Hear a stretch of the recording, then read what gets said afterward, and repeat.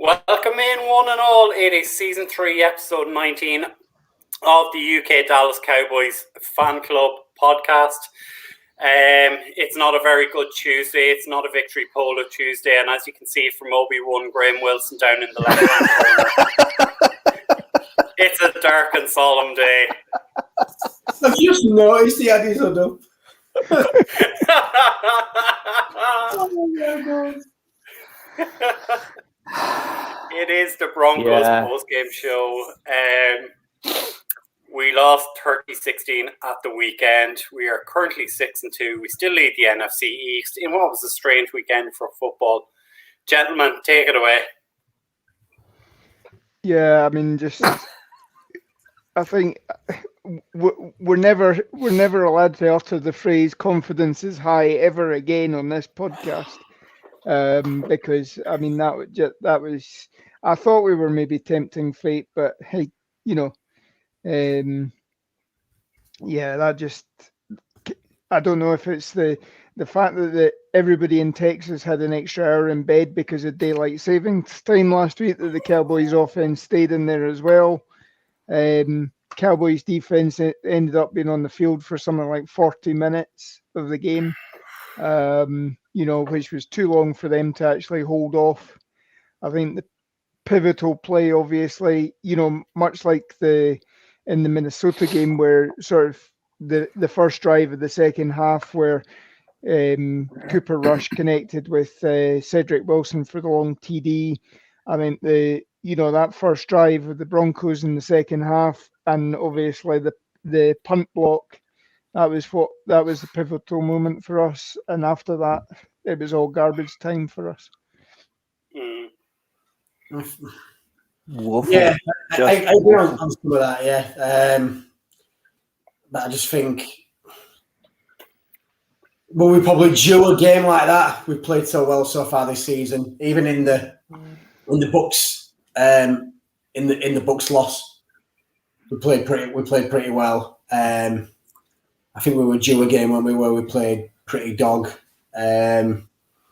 Couple of times with the going for it on fourth down. Yeah, a couple of them. Yeah, there would have been long field goals, so it's probably understandable. But I think we get a bit ahead of ourselves. Going for it that many times, but I think it's just a little blip. But I suppose time will tell. We've got a quick turnaround, haven't we? Yeah. I mean, make no bones about it. The 16 points flatters us. Those were junk time points. The Broncos clearly thought they'd won the game. I think we scored all our points in the last 4 minutes. The Broncos clearly they'd checked out. They'd won the game. And that's me being polite.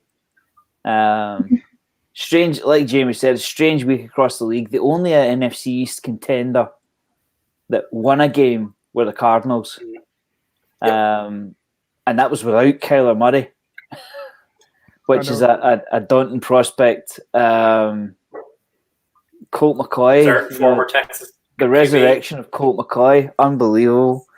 Poor on defense, even worse on offense. 78 yards on the ground. It's another well-known phrase. It's just bad football. But I would rather turn in a performance like that in the middle of November as opposed to the middle of January. Mm-hmm. So every cloud.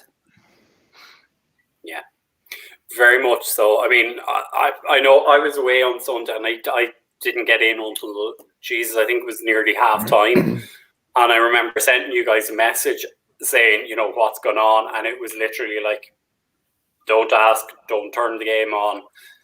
It seemed to be like a repeat of the Indianapolis game 2 years ago where they bet us up in the trenches. They dominated time of possession. I mean, I'm looking at the stats here. Time of possession, 41 minutes, 12 seconds is against 18 minutes, 48 seconds. Unless you're in college football, you're not going to win an NFL game with that time of possession. The crazy thing about it as well is that although, like G said, that 16 points probably flatters us, and to be fair, the Broncos, no one can argue that they didn't deserve that win. But Micah Parsons still had his in a game. If you look at his... I mean, 2.5 sacks and 3 tackles for a loss. yeah. The kid is unreal. Yeah. And he joins Junior Seau as the only players in the NFL history to have back-to-back 10 tackle and at minimum 3 tackles for lost games. So I mean, he's still having record-setting performances. I thought the defense started off well. I mean, that sack by Carlos Watkins on the first drive, was stuff a legend. You had Osa Digizuwa played quite well as well. But I mean, when you're on the field for 41 minutes, that's just going to. Nobody has that sort of stamina. And while we're talking about stamina, I mean, Lyle Collins on that first drive, as soon as he came off the field, he was already huffing and puffing in an oxygen mask as well. So his conditioning must have been pretty pathetic for him to be, I would have probably, in retrospect, maybe gone with Ty Nzeki at left tackle and kept Terence Steele on the right this week. Give him another week to get ready. But such is life. But just whilst you were saying that, Lauren, I'm after seeing 2 pieces of breaking news. So the first piece, former Browns and New York somebody's wide receiver from LSU has gone unclaimed on waivers, and they've become an unrestricted free agent. So no one wanted to pay the $7 million. They didn't deem he was worthy of it, which would, for me, conclude that he is no longer an elite wide receiver. And the second piece of breaking news is that Greg Zuerlein has been placed on the reserve injured COVID list for the Dallas Cowboys, and we will need to sign a kicker for this weekend. I mean, do you know, I'm not even that downhearted. Let's face it, he wasn't brilliant. Let's face it. I mean, see, when every time he walked out there was a 25% chance he was going to miss it. So, fair enough, it's terrible to see a player go to IR, but he was not a stick-on for every single point. Let's not beat around the bush. He missed plenty of field goals and a couple of extra points.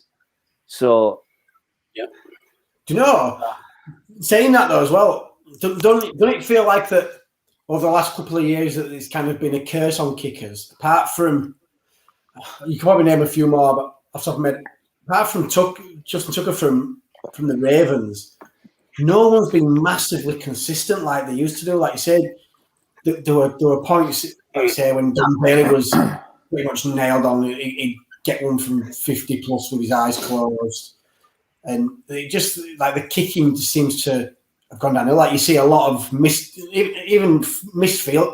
point afters are becoming a few of the norm in the league over the last couple of years. It's really weird. Yeah, I mean, Washington just changed their kickers today. I mean, they got rid of the guy Chris Blewett. He obviously blew his shot in the NFL. Blew his load. Yeah, that was always on the cards. But see, that's to my point. It's just a kick and merry-go-round. So it's not as if you can't hold a competition with three names that you know. I mean, I'm sure we could all pick 3 free agent kickers that we know right now. Dan Bailey being one of them. Dan Bailey's a free agent right now. Yeah, there we go. Who knows? Yeah, I know a certain safety down in New Orleans that could always come back as a kicker. It was never too far away, was it? It was always going to be on the cards. Always. And he can take Kerse's place as well where he's at it when he gets his suspension. Do you know, Bry would buy a team and just bring him in and he'd play with Jeff Heath, snapping the ball to himself and blocking for himself. And picking himself off. And he'd probably do better than the Cowboys did this weekend.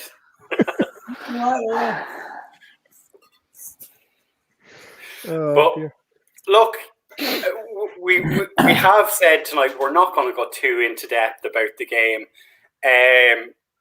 or anything like that. So, I mean, like, offensively, I mean, I think you guys have covered it. I mean, in terms of the offensive line was just had a stinker. I mean, Zach Martin even had a stinker at the weekend, which is, I mean, that's as rare as, you know, Philadelphia having a nice fan.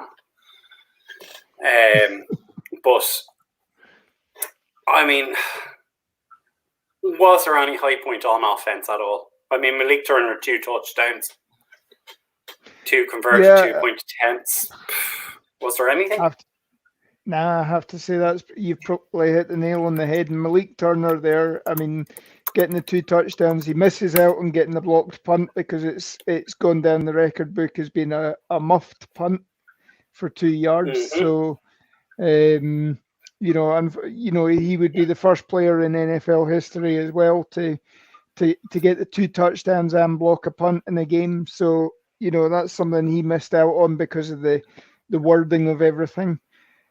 Other than that, I mean, I thought, the communication was off. I mean, I've heard all this week that McCarthy says that, there's a lot of things that went wrong last week, that perhaps they didn't have their best training sessions. The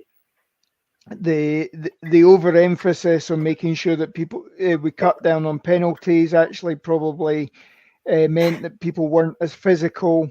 And I think as much as going for it on 4th down on those first 2 drives, you would normally you would have faith in the offense. I think that was a sort of slight to the Broncos, and the Broncos, took that to heart and said, right, we're going to ram this down your throat. And by the end of the game, that we were the ones eating humble pie. So you just knew it was like I say an off day. I think was it one of the passes that Dak threw. I don't know if it was Turner was wide open and just went into the dirt, and it was just like, and it's so unlike Dak as well, and it was one of them where it just kind of affected the whole team, and like Grace is better have this game now than maybe needing it to get, I don't know, number 2 seed.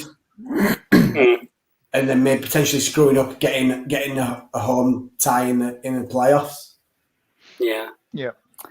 I mean, like on the pre-game show, we were all as high as kites. I've said something along the lines of let Cooper and Lamb have less snaps, less of the ball, less expectation, and those words will come back to bite because the pair of them had 4 catches for 60 yards combined. Fair enough. Malik Turner had a good game. Noah Brown had 1 target. It's an eye opener. Because I think we were just getting a little bit excited at times, and it's almost as if, do you know what? I think we've been let down. The fans have been let down because we can only do shows and do preview shows on what we see on the field, and up until the Broncos game, it was high flying stuff. Nothing could go wrong, and for them to drop our performance, especially at AT&T, that's what surprises me the most. If it was on the road at Mile High, I'm not saying you could excuse it, but you could at least understand why with the high altitude and all that kind of stuff. But I've seen friend of the show, Jay Tuck, he put up all sorts of videos like the 3rd down banners would come flashing on for our defense, and the stadium was quiet.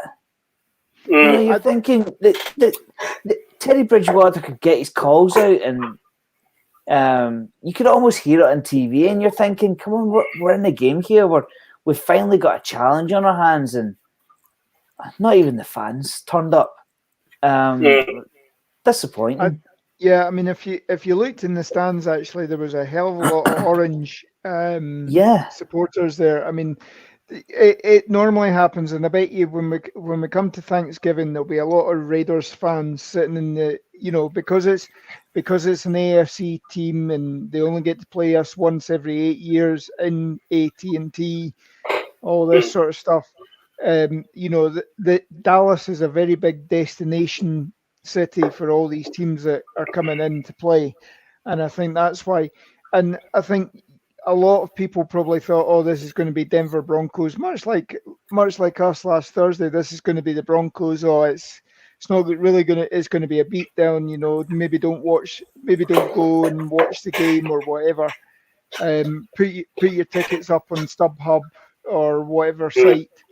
And that's why there were so many Denver fans in there, and that adds to the fact that who was it? Heckma posted a video on Facebook, him sitting with his daughter, and all these Cowboys fans leaving and everything, and the noise that the Denver fans were making just, it just swung it. I mean, it was probably more of a home game for them, to be honest. Yeah, I mean, I don't want to get down on the fans too much. At the end of the day, it's up to the team to put the performance on the field for the fans to get behind.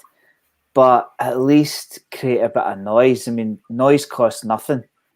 It was just a flat day all round, I think. I mean, Zeke, 51 yards. When was the last time you saw that? I mean, Tony Pollard, 11 yards. He was irrelevant. 11 yards and one catch. Dak didn't score any points until the fourth quarter. Just bad all round. And comeback Tyron Smith, all is forgiven because I was so confident in the O-line. That it almost felt like August, September, October 2020 O-line as opposed to the stout performances we've been putting up so far. So yeah, it's sobering. It really is sobering. Yeah. And I mean, you can't just say that it was Terrence Steele moving to left tackle was the main culprit. I mean, as I say, La'el Collins, he had numerous holding and false start penalties against him, and I mean that's a sign that your conditioning's not right. When your conditioning's not right, your technique's the first thing to go. And I mean that the first holding penalty. I mean, he practically, he was lucky he didn't get called for a horse collar tackle as well, because he basically had his hands inside the guy's jersey and was pulling him down. As we said, Zach Martin, once in a blue moon, he has a bad game, and I think fingers crossed this was it. And we build on it for next year. Steele, had a relatively good game. Yes, he gave up a couple of sacks, but that's again, when you're trying to move across the other side of the line, it takes probably a week or two before you actually truly get involved in the change in stance from a left hand side to a right hand side, everything like that. So I think we'll see him play better this week if Tyron's held out again. There's McCarthy seems to be a bit non-committal on Tyron this week as well. So funny you should mention the penalties, because Aaron brought up a comment about the penalties, and this shit's getting boring. This is being the Dallas Cowboys offensive line for a number of years, giving up a lot of penalties and a lot of yards. And I seen someone tweet the other day saying that the Cowboys for penalty yards are on par to be the most penalised team ever to make the playoffs. It's ridiculous. I know we all know it happens. You know what I mean? But it seems to be this team gets as many penalty yards against them than Zeke rushes sometimes. You know what I mean? It's ridiculous. Like it's 100 yards. You know what I mean? It's like it is. Oh, it's piss taking. You know what I mean? Like so you effectively you could say you're knocking Zeke out of the game because Zeke puts you 100 yards on the board and your offensive line smashes you for 110, 120 yards. So it's ridiculous. I mean, it's then overworking your running back and overworking your quarterback because then they haven't to bring these yards back. It's just sort that shit out, man. Like I say, because when it gets to the playoffs, teams are going to eat up that and are going to punish us, and no disrespect to the Broncos. I mean, I know the one, but better teams would have put a lot more points on the back of all those penalties that we were giving away. Yeah, I think if we flipped it over to the defense, and I'm just kind of looking at the stat line here: 4 sacks, 10 tackles for loss, 2 passes defended. I think there was 10 quarterback hits in there as well. You know, I mean, the defense did well, but there is another problem in that in the last 2 weeks, the defense hasn't caused a turnover. Yeah, the first part of those stats, you if you'd have read them out before reading the score, you would have thought we'd have won. Yeah, it's true. Yeah. And I mean, we did actually have a turnover, but that was negated by Trayvon Diggs holding. Jordan Lewis Jordan Lewis got an interception just before the end of the first half, and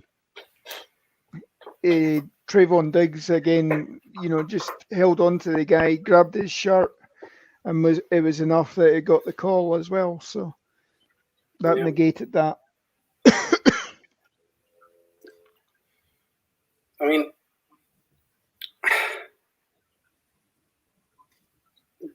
was there a bright spot on defense at all, or was it just they were on the pitch the whole time, so they were bound to get numbers like that? Micah Parsons. As simple as that. Micah Parsons was the bright spark. I mean, Micah Parsons obviously didn't get the memo that it was going to be a stinking day because he had a great day.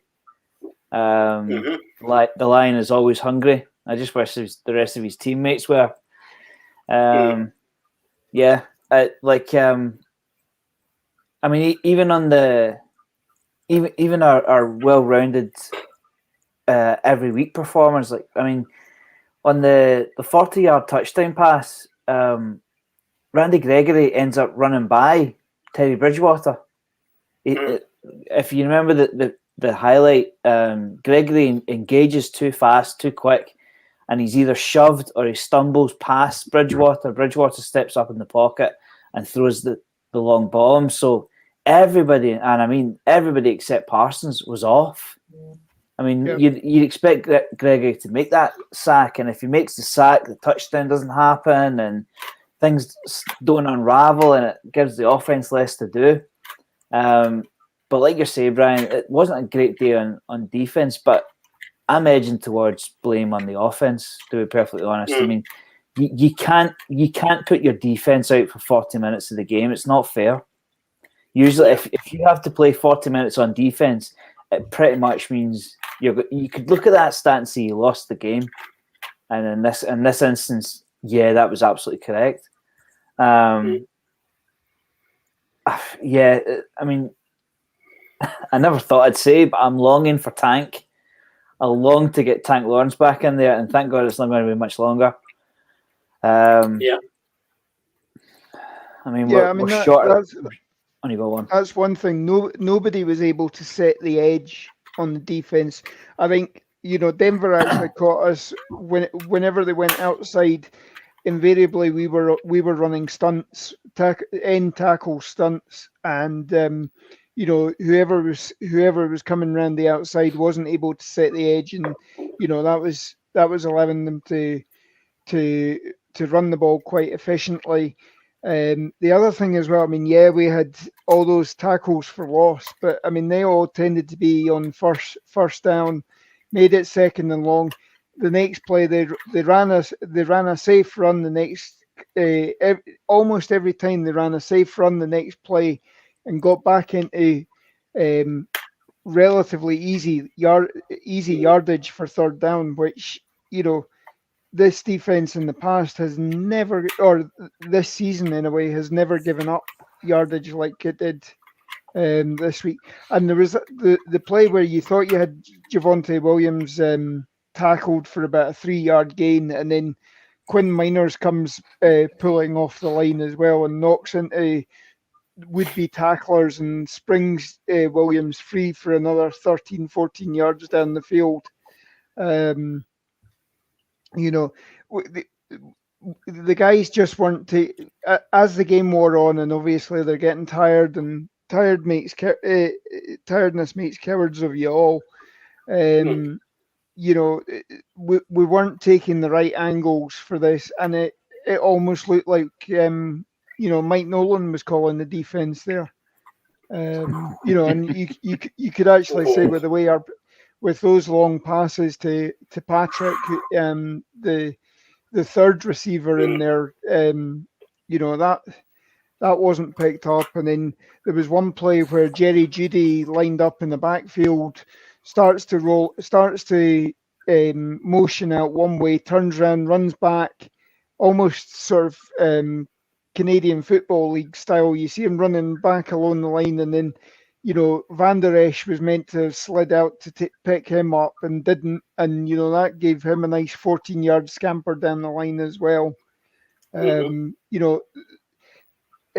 all just seemed to break down, and everything went wrong in the end. So, I mean, case of though that it can't get any worse than what it was. Surely this team can't play any worse than they did the other night. Well, I think they'll be read the riot. They'll have been read the riot act on Monday when they've gone in for film session. They'll have had their grading sheets, and I don't think anybody will have been much higher than Parsons might get a passing grade. I think everybody else, offense and defense, will probably be a fairly negative grade. So I mean, I don't know if you've seen the quote from Dan Quinn, but he was asked about his head coaching job with the Falcons. We've got them coming up, and he basically said, "This is no time for a trip down memory lane. We've got to fix." So he's not beating around the bush. He knows it was a rough week. And if I can just touch on Kellen Moore for a second as well, the Kellen Moore head coach job talk seems to have died down this week. I don't know if you guys have noticed. I'm still hearing talk about TCU, but I don't believe the TCU talk. He turned down his alma mater last summer. If he's turning down his alma mater, he's not going to go to college football. So I would be of the opinion, and I know everyone loves to say Jerry will pay him and Jerry will do this and Jerry will do that. I think he will go for a head coaching role this off-season. And if he doesn't get one this off-season, he'll get one next off-season. I agree with you, Brian, but performances like Sunday are not going to help. And that was a complete shutout until junk time. So he'll be wanting to cut them out as much as everybody else. You know what the one this season off-season has to be though. It'll be the Cowboys' job. There's, like you say, that's no disrespect to Mike McCarthy, but if he's turning down his alma mater, where it's well known obviously that how much he loved the place and how much they wanted him, and the Cowboys, whatever was said behind those closed doors to get him to come back and to sign a deal. I've said it all along. This is another Jason Garrett kind of thing for me. That look, stay around with the offensive coordinator, mold this offense into what you want, and then we'll put you in the hot seat, and then you can steer this team. I think he's the next head coach. I think he'll take interviews, maybe more so, maybe so much force Jerry's hand a little bit more to say, well, look, teams are wanting me. I can't stick around forever. And like I say, that's no disrespect to Mike McCarthy, but I think you can look at it in some ways. Like if the Cowboys value him that much, do they value him more than they value Mike McCarthy and don't want to risk losing him? Well, for turning down as well, there's got to be some incentive there that he's going to get the Cowboys head coach position at some point. I think, Graham, you made this point last week, and I think it's a valid point. Mike McCarthy is the head coach of this team. Everything goes through Mike McCarthy, and yet it's Dan Quinn is doing a great job on defense. Kellen Moore is doing a great job on offense, but when the shit hits the fan and we lose, it's suddenly everything's McCarthy's fault. Yeah, McCarthy has gotten us to 6 wins in a row, and I think this talk of Kellen Moore getting the job is bullshit because he hasn't proven it yet. Sunday is a prime example. His offense, and this is what everyone has been trying to say all season, it's his offense, not Mike McCarthy's offense, laid a fucking duck egg. Absolute duck egg. And yeah, you can say the offensive line was shit, the receivers dropped the balls, Dak had a terrible game, and we couldn't open up a hole for Zeke or Tony to run through. But that's on Kellen Moore, and that should be the knock on Kellen Moore, is that you can take all the praise you want about the offense being team 40 and 50 burger, but when the game is shit and when the offense is a shit game, it's on you as well. And that hasn't been the case with him. But I mean, just anything else you want to discuss before we move on? I think on the back of that, I mean, yes, he turned down the Boise State job, but he did. As soon as it was announced that he'd turned it down, he announced that he'd re-signed for another 3 years, and then he still went off and interviewed for the Philadelphia job. So I think, yes, he wants to stay in. He wants to be an NFL head coach, but I don't think there's anything that Jerry said other than paying him to make sure he stays in the NFL. I don't think there's anything he said that's actually going to keep him at the Cowboys. And yes, okay, the timing of everything is that I think he's actually here as the offensive coordinator for as long as McCarthy is, and then maybe even an extra year after that. I think it's a 5-year deal that he's on, and obviously McCarthy's only got 4 years left on his. So, there is the talk of that. But I think Jerry can't afford to have somebody who, like Wade Phillips, was a very good defensive coordinator, but never seemed to be able to handle the additional requirements of being a head coach. He's got a proven head coach in McCarthy, and he's having to live by that. I don't think Jerry's ready to go with another young buck, completely untested. So I don't see him being, McCarthy being fired at the end of the year if we want to keep Kellen Moore. I think Kellen Moore will be somewhere else. No, the point I made, it was either last week or a couple of weeks ago, Brian, that McCarthy and Kellen Moore are effectively handcuffed because say the Cowboys go deep into the playoffs, right? It's McCarthy's team with Moore's offense, and you want to keep them all, but why would you promote Moore to McCarthy's job when you've gone deep into the playoffs? Just for instance, on the other hand, say we do have a stinking year and they decide to get rid of McCarthy. Well, half of the ball was ran by Kellen Moore. So why would you keep Kellen Moore? Do you get what I mean? Like, so yeah. I mean, and the other thing, I think, I mean, you guys will know better. You guys are bigger college fans than I am. I'm trying to think of the last college head coach that transitioned into the NFL and went to the playoffs. And I think you Pete Carroll? about. Yeah, did he go to the Pete playoffs? Carroll, but Not immediately, but I mean, in fact, he had a failed stint with, who was it? The Patriots. He was New with England. to begin with. Yeah. Yeah. So. But he went back to USC after that. Yeah, and then came out to Seattle. So I think the closest you probably got is somebody like Jimmy Johnson, who took 3 years to get to the playoffs. I don't think there's anybody, Urban Meyer, obviously, who has a quite a storied career in college football, good and bad, as we're hearing about. But as soon as look at the hassles he's having this year.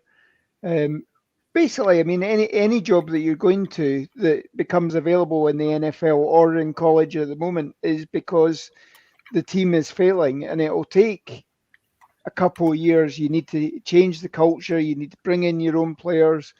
You're undoubtedly going to sort of tarnish your reputation a little bit by whatever job you go into, unless you suddenly, you have a Herschel Walker style trade where you suddenly get so many draft picks for the next year, or you suddenly bring in 12 blue chip players that suddenly, boost your offense to the nth degree, that you suddenly become a championship team. Yes, you get all these teams that go from worst to first, and look at Stefanski last year with Cleveland. I mean, he turned them around, but it's that's truly tends to be a one-off, I think. That's what I'm getting at, really, because if Kellen Moore went back to college and had a rotten year with a college team, he could effectively disappear back to the coaching ranks, is what I'm saying. So I think he's waiting on an NFL job. I mean, you only have to look at the name of the guy escapes me, but he left Oregon to go to the Eagles. Oh, yeah. Chip Kelly. I mean, that's the prime example that I keep going back to. The transition is extremely difficult, and I think once you cross the divide, it's difficult. I mean, obviously, because they're dealing with different things. That college are dealing with recruitment, NFL are dealing with the salary cap, so everybody's got their hindrances. But for me, I think it's a NFL job that Callum was waiting out for. Just looking at the list, just who's made the successful jump. There's only two probably in recent history, and that's Pete Carroll was mentioned one, and then Jim Harbaugh, who obviously took the Niners to the Super Bowl. But apart from that, then you're looking back in the 90s. And then just kind of you touched on Chip Kelly.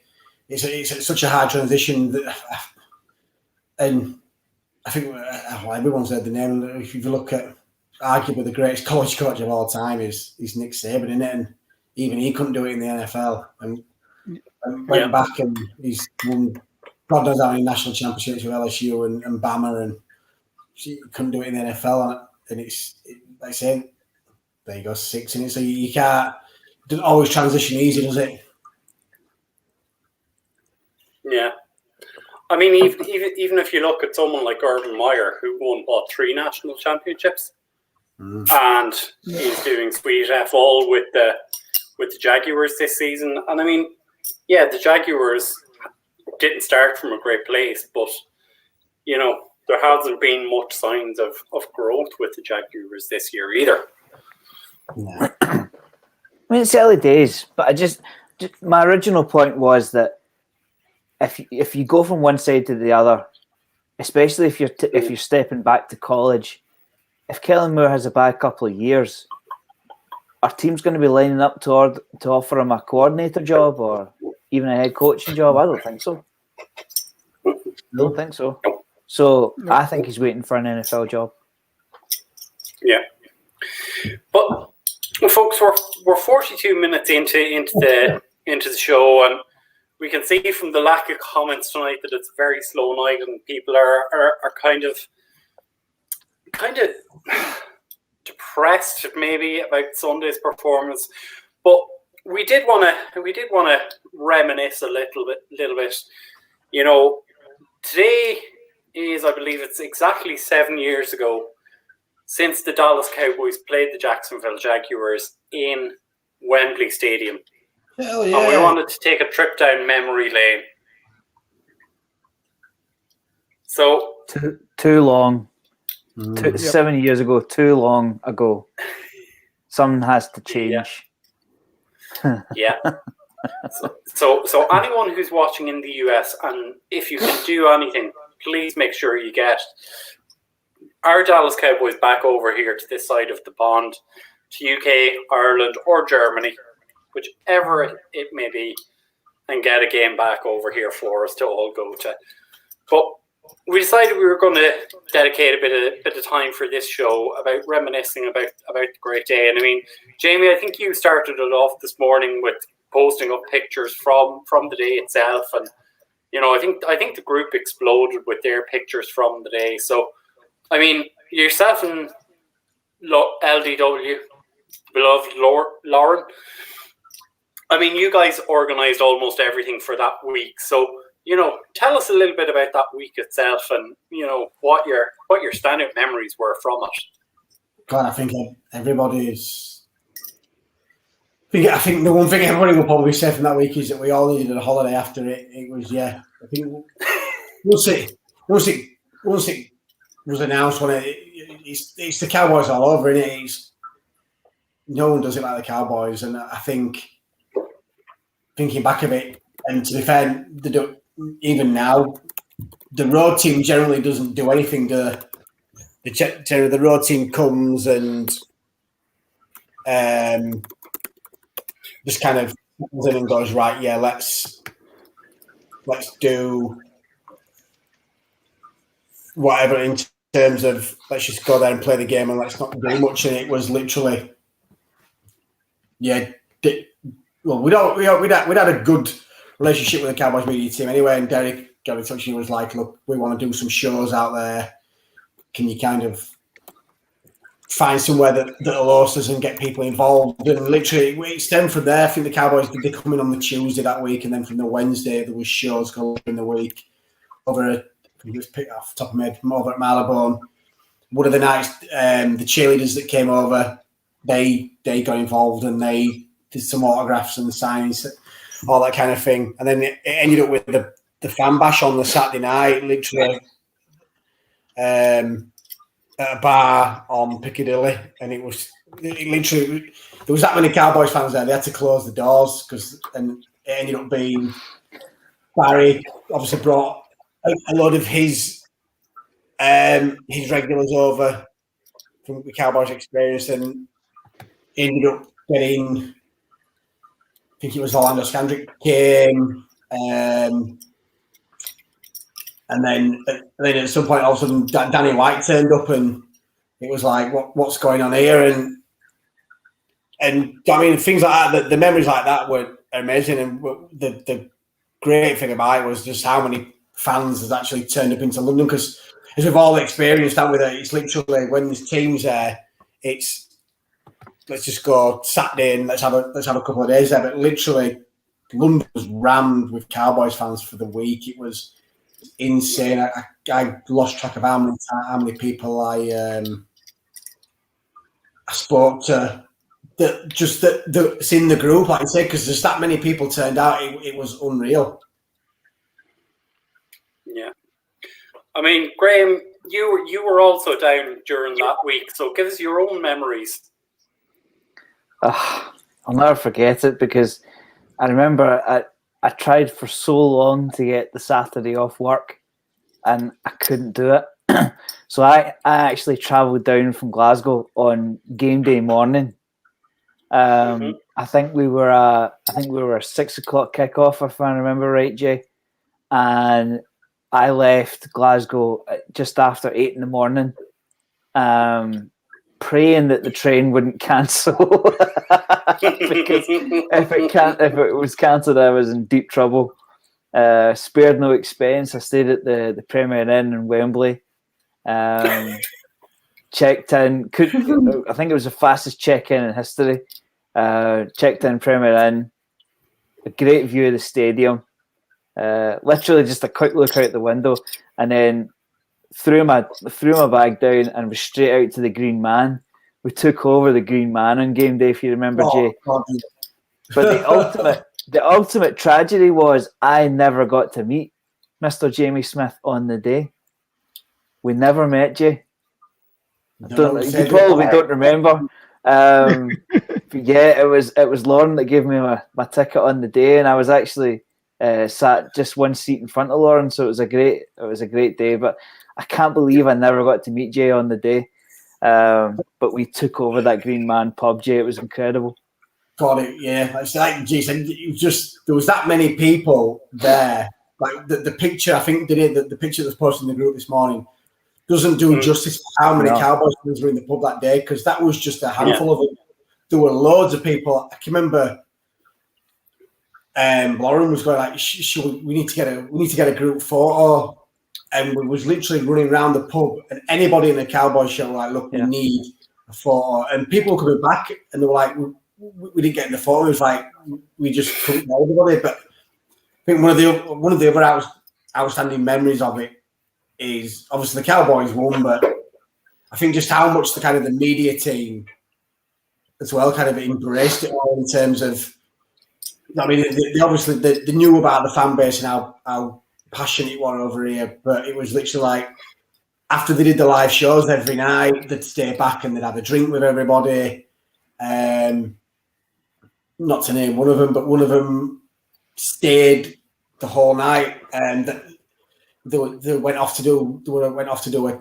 I think they went off to the Tower of London, didn't they, to do something. One of them ended up staying back, and it was like, "No, I'm going to stay here." People have come out and stayed, and was in the pub with a football team's mug, drinking beer out of this mug, and then all of a sudden, this event had finished at Tower of London, and all the media team ended up coming back. It was insane, like literally just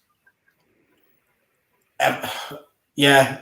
And I think one of the comments that was given to us after the game was that of all the Americans that came over, not just the media team, but the American fans that actually made across the pond, was just amazed at how loud the national anthem was sung, because like they said that it's something that's not really done over there. Yeah, there's parts of their national anthem that the fans will cheer through and things, and they were just like literally they said that it was hairs on the back of the neck.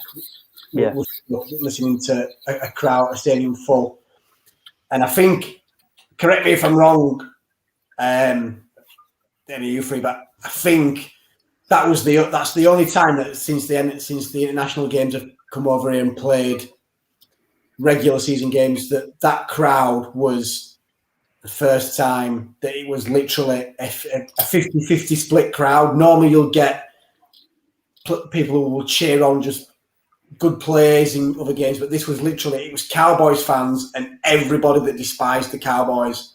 It was like it was a split crowd. It was no. It was either you wanted the Cowboys to win or you wanted the Cowboys to lose. It was like it was a tie. It was just it was brilliant. Yeah, the Cowboys group that day was it was on the bottom tier.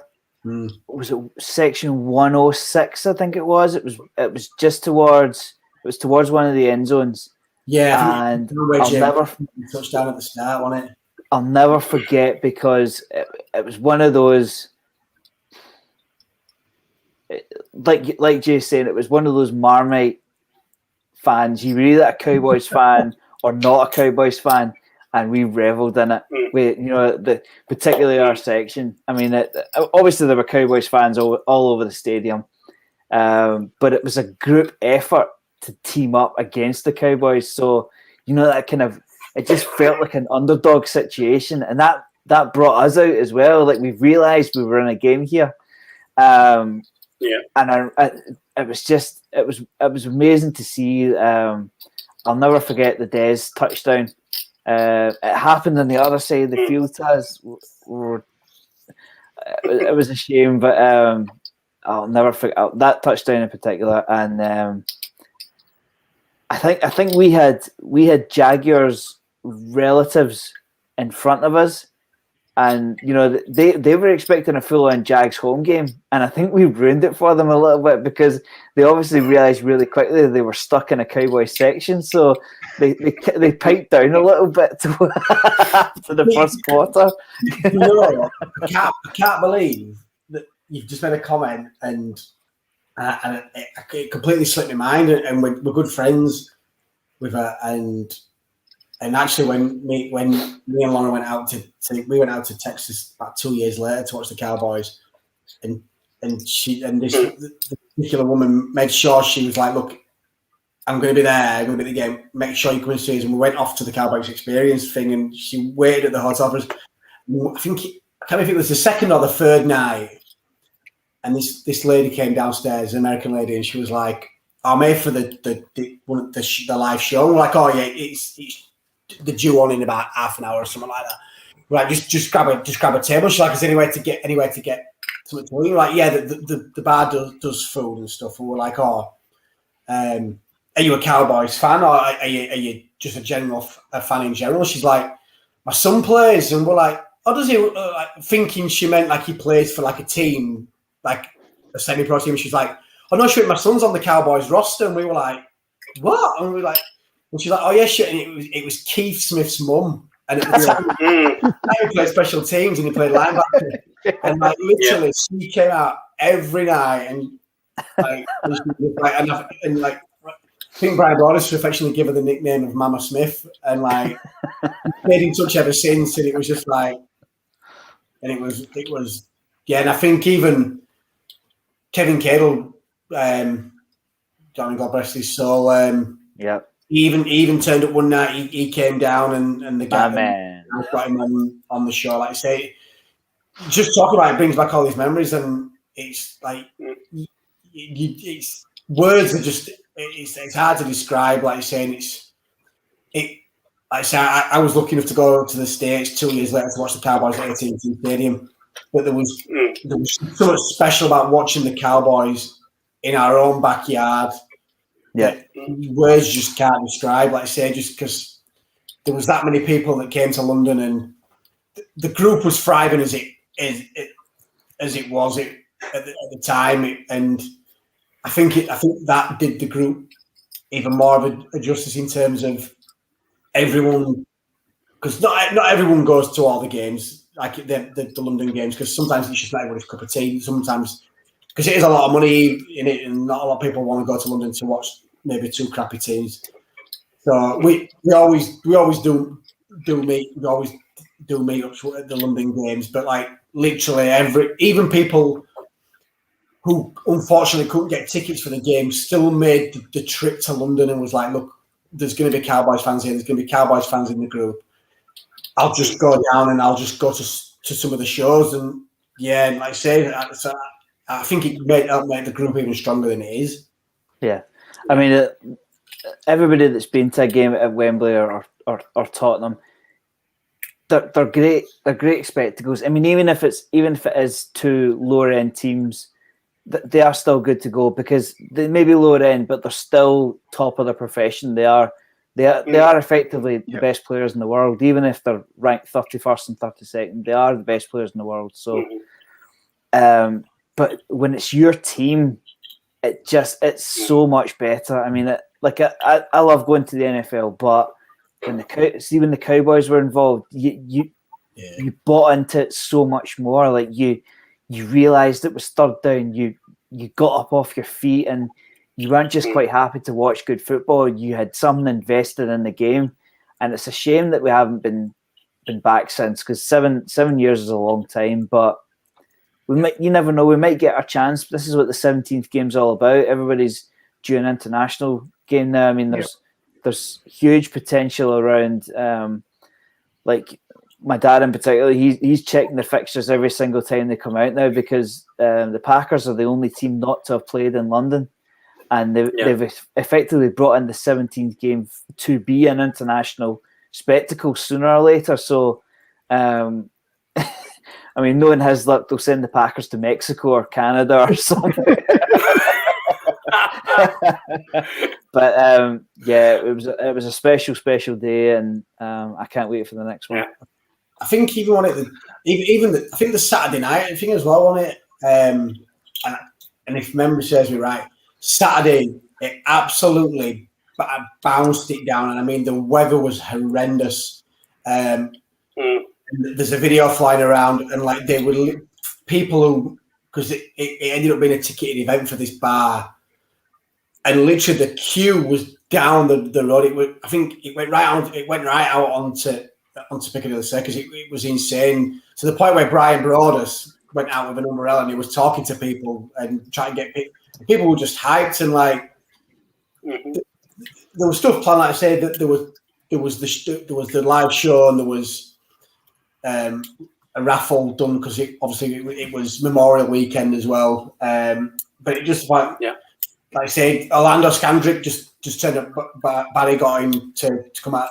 I mean, get him to come down. And like we were walking around, me and Lauren were walking around, and we were talking to people. And I can't remember who made the comment. And I said Danny White turned up at one point. It was at the fact that one of the bouncers came in and was like, some guy outside adamant that he should be let in and he's not got a ticket. And we're like, what's at the door? And it was Danny White and his agent were like, oh no, he's a guest. He's come to be on the show and you need to let him in and all this kind of stuff. And then people were leaving and they were going, why didn't you tell us Danny White was coming? And we were like, we didn't know Danny White was coming. We knew Danny White was coming when Danny White was stood outside of the door, and we were like, and everybody will know, anybody who's a Cowboys fan will know Mrs. Price. Everyone knows that she's up there every game. She's well known within the Cowboys circle. Like she coming in, she was giving all the. I think someone's posted in the group today one of the chants. He got her to check screen Tony Romo, and she's famous for all these chants and stuff. I said literally anybody came over, and it's yeah. And now you see a lot more stuff being done by NFL UK, and that's down to what the Cowboys media were willing to do. And like I say, because away teams never really do it. Like I say, they sent the Dallas Cowboys cheerleaders over, and the road teams never do anything like that. Yeah, I mean, Jamie, I've two questions for you. How much Jaeger did you drink that week? And how many pictures did you get with the cheerleaders? Oh, have you seen? I bet you've seen my comment in the group this afternoon. In terms of Jaeger, if I said we drunk London Dry, we probably won't be lying. We literally, I think the Cowboys flew in on Tuesday. Did they fly on Tuesday? And they did a training. They did something at Wembley. It's a reflection that he's struggling to remember how much he had. So we're on to a decent amount here, folks. Strap yourselves in. I mean, I can remember Lauren. I mean, I'm surprised he hasn't admitted how many pictures he had with the cheerleaders. I see. What makes you think? But I think they did something on the Tuesday. And Lauren and Dan Turner went to Wembley to see it, and I think I went down. I came down Wednesday afternoon and met him because the Cowboys were training out at Saracens, and we were lucky enough to get some media passes. And like literally, and then from the Wednesday night, we hit it. I think there's actually, and I know I'm blagging on here, but funny story. When we went to Texas 2 years after, Dan Turner played me a clip in Lauren's auntie's car. Lauren's auntie picked us up from the Star and took us to a pub, and it was one of the nights, and I can't remember. It was one of the shows, and they said, would we ring in so we could let people out in the States know how it was going on? And it become one of these recurring things that we would just go to this bar and we would just drink. And like people like Eatman and Derek would have a drink. Brian Broadus, Dave, Hellman, everybody would drinking with us. And we rung this, and I think we were having a conversation. We'd gone outside, me and Lauren had gone outside with Derek and Nick Eatman, and they were like, what are you doing? We're like, it was Josh Ellis when he did the shows. Yeah. And he was like, we're ringing. He was like, let us have the phone. And it got to the point they had to turn the media mute onto mute because we were just talking absolute garbage. I think one of the comments Sharon made, he knew we knew how to drink, but he didn't realise how much we drunk because we just drunk. I think at one point we were at the bar. We just ordered. We ordered. There was a bar upstairs on the Saturday night, and we must have ordered about 20 shots a Jaeger. And he's like, "What's going on?" And we're like, "Shit!" But the only pictures I got with DCC was on the Wednesday night. I think it was. I didn't get pictures with them in their uniform on the Saturday. They came to the pub. They done. I don't know if they'd gone to. I don't know if they're going to see a show or somewhat along them lines. Anyway, they were in the normal gear, and they came to the thing. They had the tables in the corner, and they were there. And fair play to them, they were there. They were there taking pictures and autographs all night. And that's the only picture I had all weekend with them. And there's pictures flying around. I think Steve Sherlock's put some in the group. Janet's put some in the group. Scott Averill's put some in the group. And I'm like. Was the one thing I didn't do that weekend. I didn't get a picture of him in the DCC outfit. So disappointed. So yeah, I never managed. I never managed to get down that week. I'd got tickets. I ended up changing jobs around the same time, so I'd handed my notice in, and all my leave got cancelled. So I had to end up selling the ticket.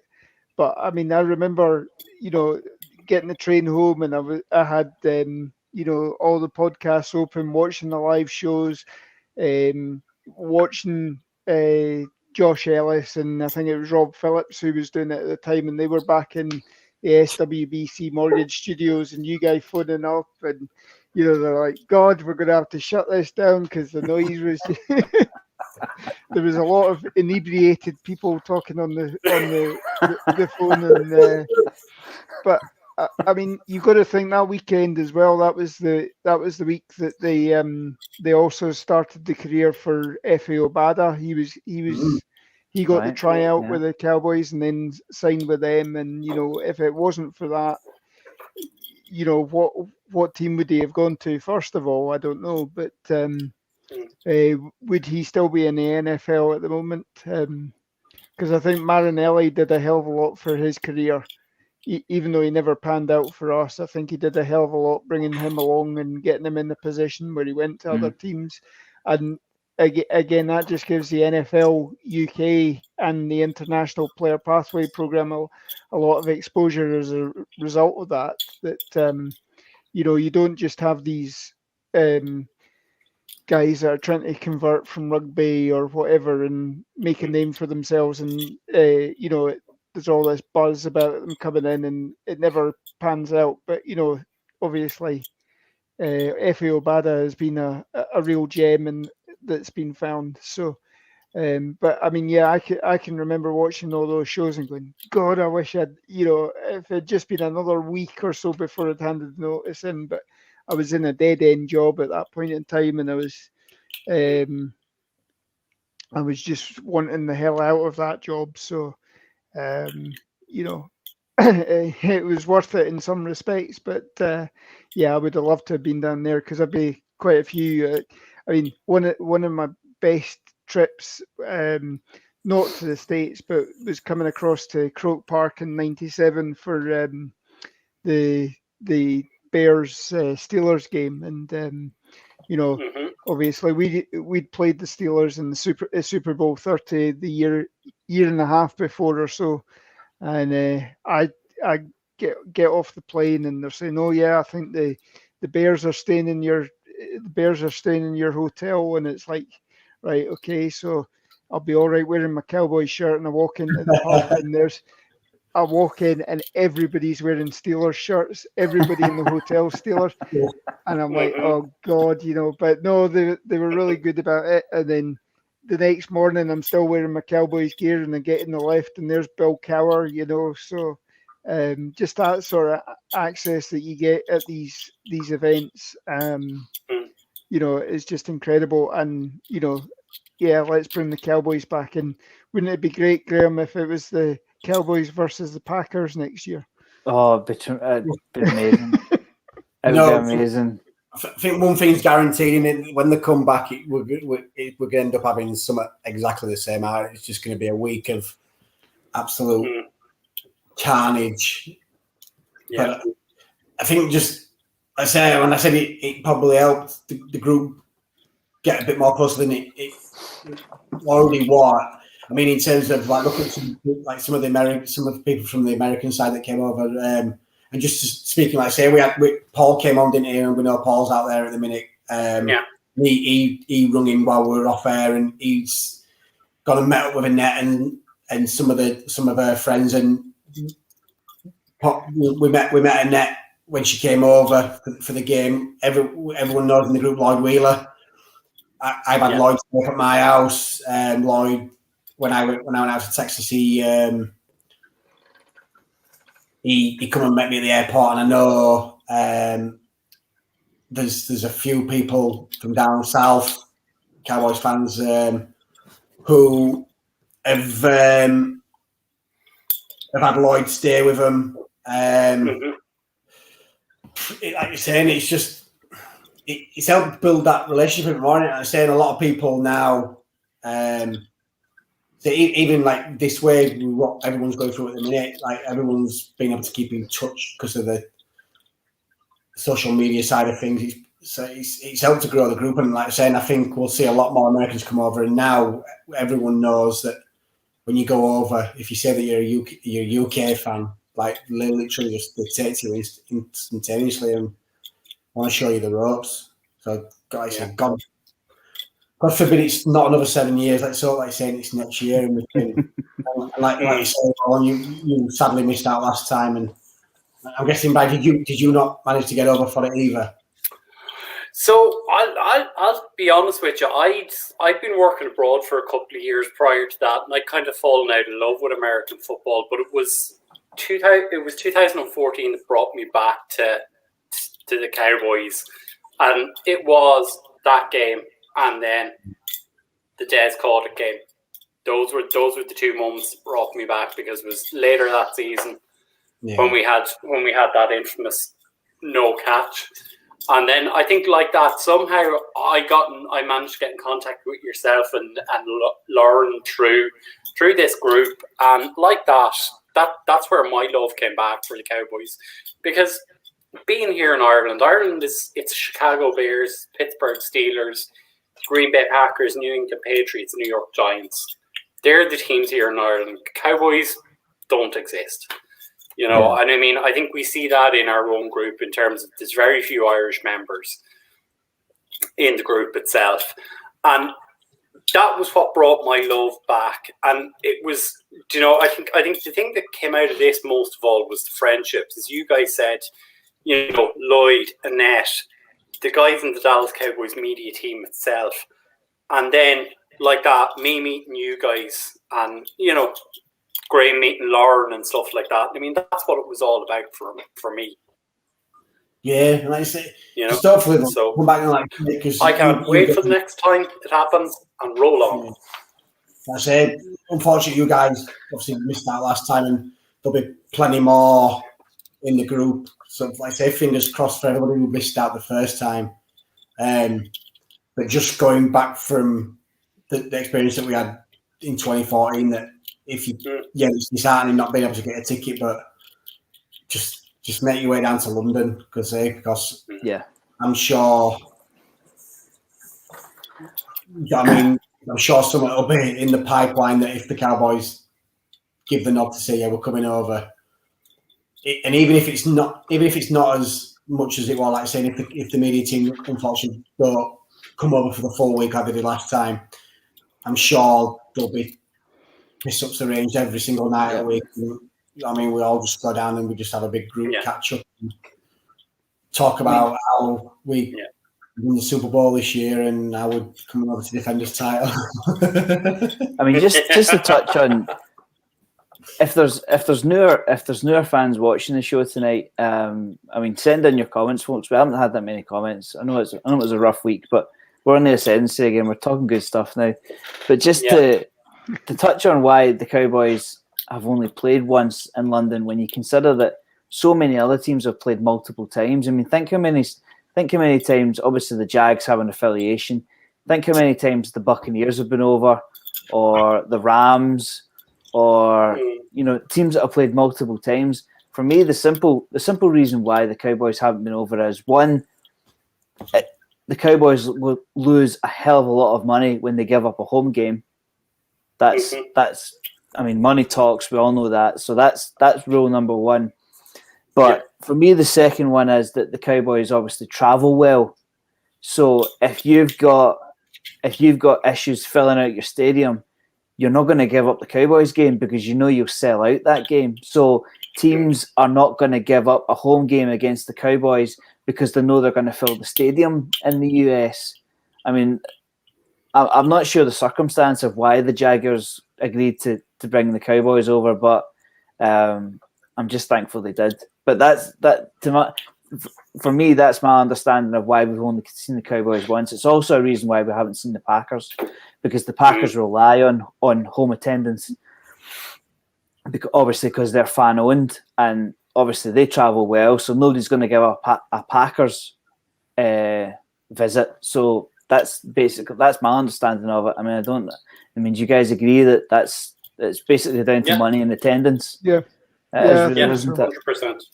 I think there were. I think one of the rumours swirling the first time, wasn't there, that Jerry wanted to take the Cowboys to Mexico, didn't he? Because he knew the Cowboys have got a huge fan base over there. And there's obviously been a lot of negotiations, but like I say, I think it'll force the hand at some point, because like I say, now there's the extra game a season, but in there's some kind of agreement that, I don't know if is it going to go on a kind of like a rolling thing, how the schedule goes.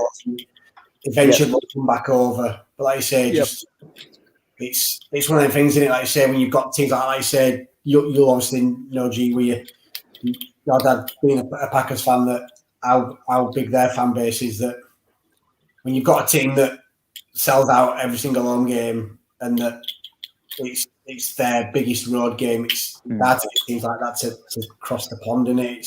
Yeah. So when a couple of years ago, I was lucky enough to make it over to Lambeau. It was just a shame that I went to watch Matt Castle, because that was the year that was the year that Tony Romo broke his collarbone. So I ended up watching Matt Castle and Darren McFadden with a hint of Des Bryant. But it's just simply to put it into monetary terms, we were looking on Ticketmaster and StubHub and SeatGeek and so on. And guess who the most expensive home game for the Packers was that year? It was the Cowboys. Yeah. It was the Cowboys, simply because we were talking to a couple of guys that we sat next to at the game, and they were basically saying that the guys we bought the seats from, they sell 2 home games a year, and that pays for their season ticket. Wow. Yeah. So they basically sell the 2 biggest home games, and they get the other 6 for free. That's how much these tickets go for on these secondary tickets. I mean, I think it's disgusting. I think it's disgusting that fans can make profit and charge other fans for that. But hey ho, that's the world we live in, unfortunately. I'd seen a documentary a few years ago, and it followed a couple of Cowboys fans around the last year at Texas Stadium, and obviously then they moved to AT&T Stadium, and one of the guys on there, he was like, he's always one of the things, even as a Cowboys fan, he said he always wants to go to Lambeau, and it made me, when you said about going to Lambeau, it made me think of it, and it was like it's one of them old school. It looks like one of them old school stadiums, and it's like it's smack bang in the middle of an housing estate, and it was like, well, as I think one of the guys had like he'd have tailgates like at the end of his garden, and then he'd just jump over the fence and he'd go straight into Lambeau Field. It was like it's a street called Shadow Lane. And houses on Shadow Lane sell for 4 times the value because you can see Lambeau Field from the garden. Wow. So you've got Lambeau Field, Shadow Lane runs along there, and the houses sell for 4 times the value because of where because of where they sit. You know what? Jesus. Incredible. I think the main thing we need to know is then, 'cause clearly, if you went to Lambo, you went with your dad. How much shit did you hear after that game? Well, it was.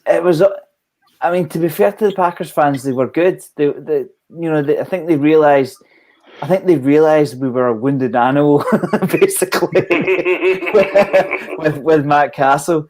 But going back to what I was saying about sitting in London with your team playing, I mean, you'll know, Jay. See when your team's on third down on defense, my dad said something to me and I could barely hear him, and he's the guy's sitting right next to me. And I can barely hear him. So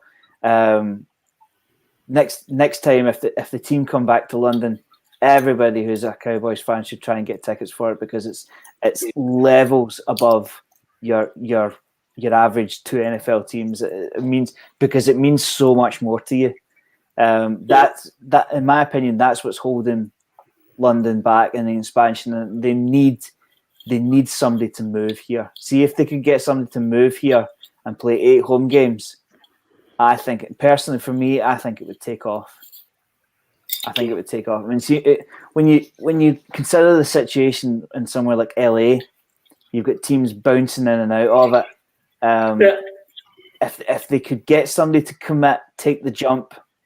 I know there's all sorts of visa issues and salary cap issues and salary issues behind it, but if they could get somebody to move here, that would be a huge step. And if they could get 60,000 home fans, it would be colossal. But somebody's got to make the jump, and nobody's done it yet.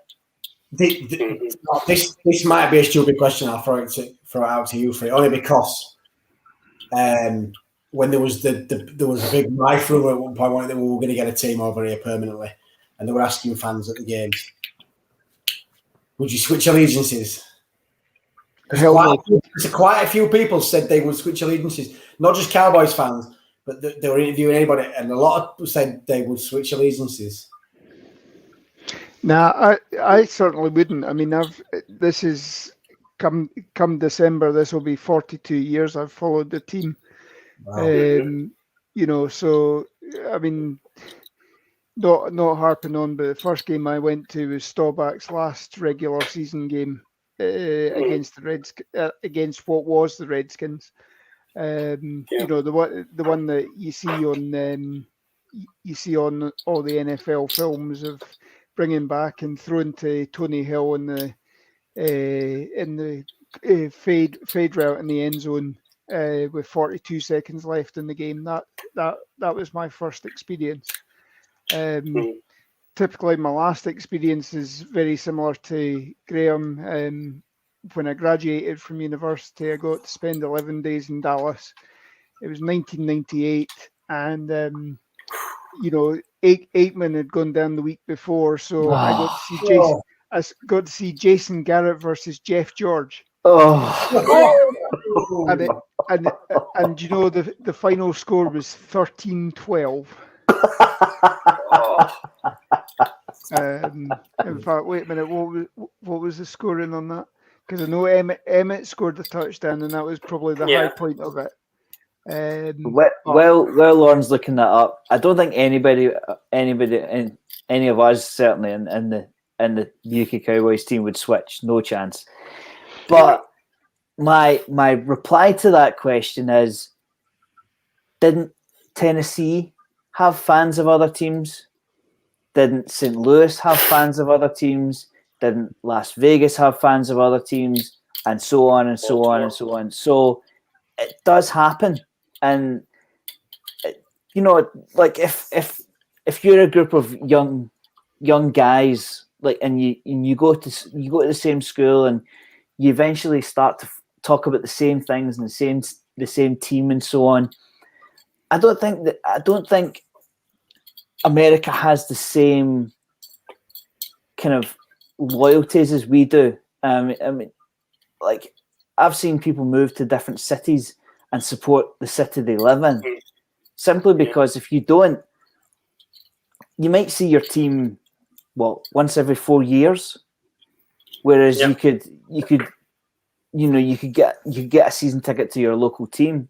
I mean, that's not glory hunting. Effectively, it's you're maybe you've moved there for work, or your spouse has moved there for work, and like, I mean, how often have we seen stories on Twitter that one team somebody has had a particularly bad week with their team, and they've changed their Twitter handle, they've gone to the pro shop and bought out the starting quarterback's jersey, and they've switched just on a dime. Oh, we've seen it multiple times, Brian. I could show you. I mean, we know one guy in particular. I won't bring up his name, but we know him all in particular. Goodness. He changes teams every time the wind changes. This is the guy who wears the quarter jersey, isn't it? Listen, that happens more than you think. The Dallas Redskins, the Dallas Giant Redskin Eagles. I mean, certainly for me in particular, I remember very, very clearly at the Cowboys game, a guy with a Jets hat and a Giants shirt. You know, that's effectively New York. That you can see where he got his connection there. Obviously, people have bought him things.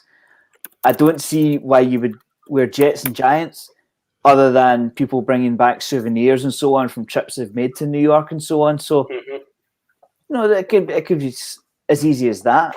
That you get something brought back, or you move, or. But certainly none of the UK Cowboys team, the podcast team, would change. Absolutely not. Yeah, no. I can remember someone asking me.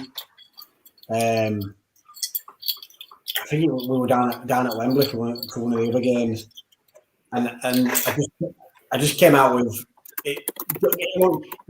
I'd probably go watch them quite a bit, just like I say, because it's in our backyard, and we can go watch them, and it's a lot more convenient than going out to the States to watch it.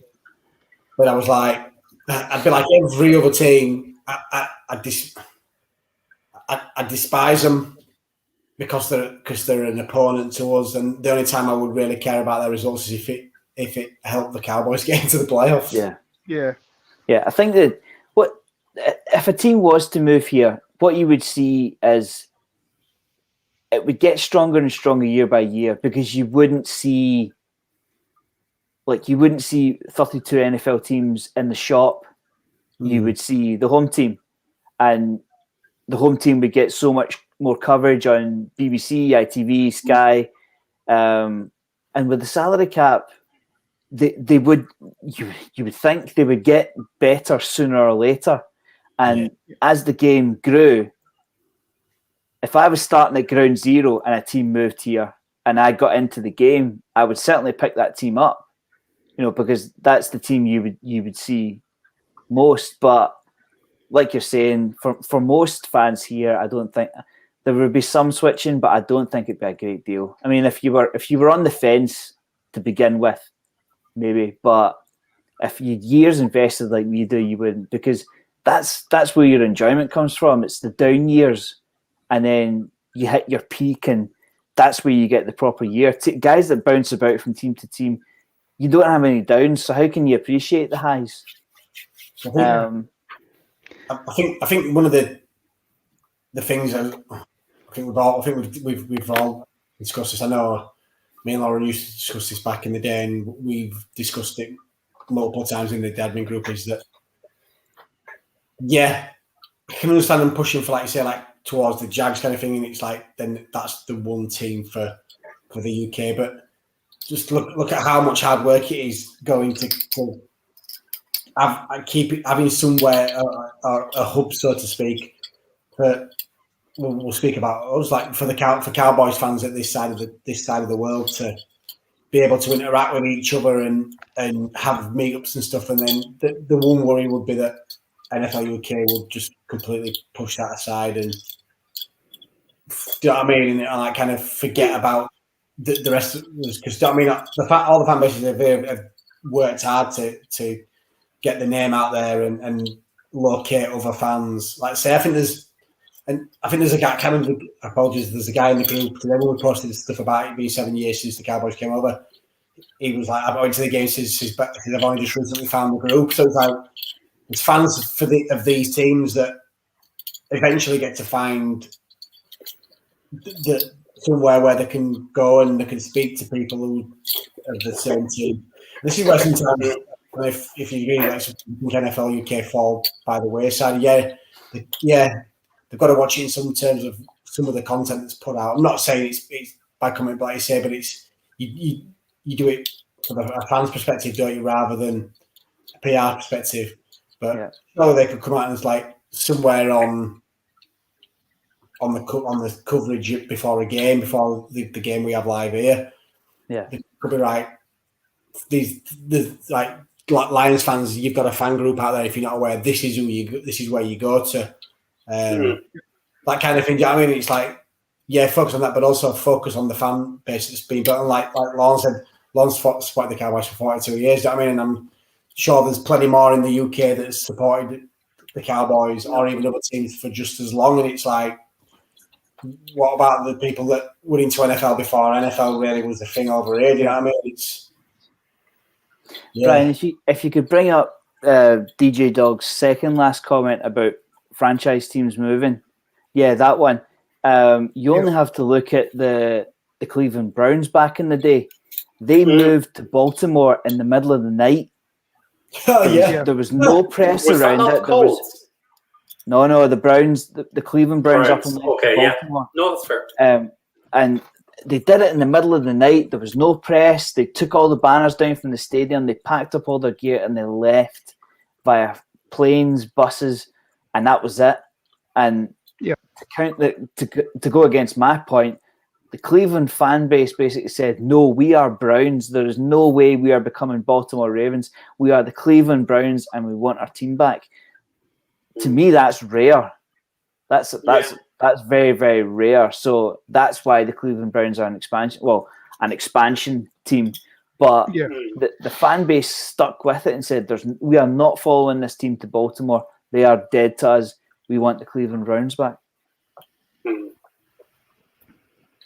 And I mean, to touch on Jamie's point, I mean, I'm on record as saying this. Like, I mean, I'm here in Ireland. Don't know any other Cowboys fan in the country.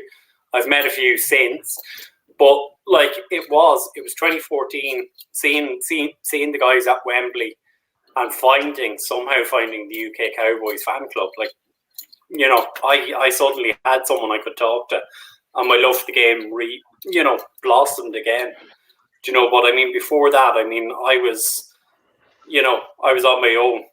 I had friends who support the Packers. I had friends who support the 49ers. You know, I had no one to talk to about the Cowboys, and that's the great thing about this group. And you know, it's the same for every other fan group, and it's great. It's great to have it. But just as we're talking about there, DJ Dog brings up the point, and this is back in 80, I think it was 83 or so, Baltimore also moved. They literally, I think it was middle of the off season, but they literally, one day, the first the press knew about it was that again all these trucks were moving out of the team headquarters and moving straight to Indianapolis. So, Baltimore seemed to have been on both ends of that. They stole a team, they lost a team. So, But any team that sets up here, I think you're going to need long-term commitment, because I mean the problem that they had with NFL Europe, you had a lot of people who were NFL purists at the time and said, "Oh, I'm not coming to watch guys that are struggling to make the roster." But I mean, seen that firsthand. And they were getting relatively good. Obviously, they were getting the 30,000-40,000 in Frankfurt and Dusseldorf and what have you.